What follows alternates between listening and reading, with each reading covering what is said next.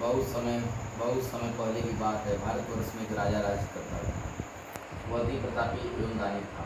वह प्रतिदिन मंदिर में भगवत दर्शन करने जाता था और गुरु ब्राह्मण की सेवा भी करता था। उसके द्वार से कोई भी याचक निराश नहीं लौटता था।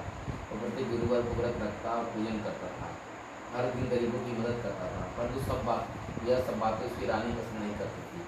वह न व्रत करती थी, न किसी एक को पैसा दान के रूप में देती थी और राजा को भी ऐसा करने से रोकती थी। जब उस समय की बात है, राजा शिकार खेलने वन को चले गए। महल में सिर्फ रानी और दासी थी। उस समय गुरु बृहस्पति साधु का रूप धारण कर राजा के दरवाजे भिक्षा मांगने आए। साधु ने रानी से भिक्षा मांगी तो वह कहने लगी, हे साधु महाराज, मैं इस दान पुण्य से तंग आ गई हूँ। इस काम के लिए मेरे पतिदेव बहुत हैं। अब आप ऐसी कृपा करें, सारा धन नष्ट हो जाए ताकि मैं आराम से रह सकूँ। साधु को वेशधारी बृहस्पति ने कहा, हे देवी, तुम बड़े विचित्र हो। संतान और धन से कोई दुखी नहीं होता है, सभी से चाहते हैं। पापी भी पुत्र धन की इच्छा रखता है।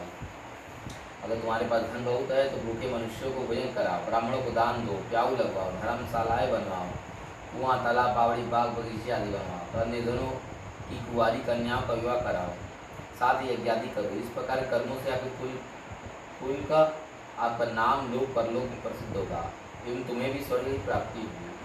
किंतु वह मूर्ख रानी साधु की बातों से खुश नहीं हुई।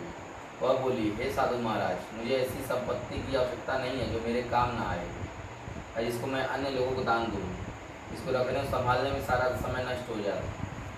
साधु ने रानी को समझाने का बहुत प्रयास किया, परंतु रानी इस बात पर अड़ी रही। तब साधु ने कहा, हे देवी, यदि तुम्हारी ऐसी इच्छा है तो मैं तुम्हें बताता हूँ, तुम वैसा ही करो। बृहस्पतिवार के दिन गोबर से घर को दीपना, अपने केसों को पीली मिट्टी से धोना, केसों को धोते समय स्नान करना, राजा से कहना कि वह भी हजामत करवाए, भोजन में मांस मदिरा खाना, कपड़े धोबी क्या धुलवाए, धुलने डालना। इस 7 बृहस्पतिवार निरंतर करने से तुम्हारा सब धन नष्ट हो जाएगा। ऐसा कर साधु रूपी बृहस्पति देव अंतर ध्यान हो गए। रानी साधु कहे अनुसार 7 बृहस्पतिवार वैसा ही करने का विचार किया है।